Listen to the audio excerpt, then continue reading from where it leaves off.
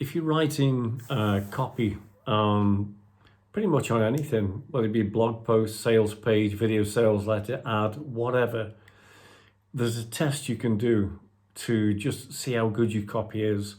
It's called a CUB test. And CUB stands for confusing, unbelievable, and boring.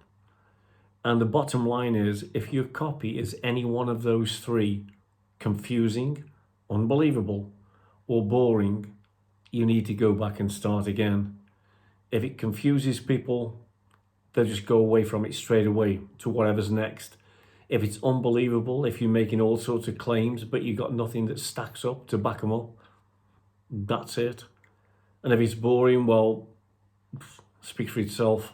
If it's boring, whoever's started to read it is out of there in seconds flat. So remember, CUB, that's the thing to check on your copy. Confusing, unbelievable, boring. Remember.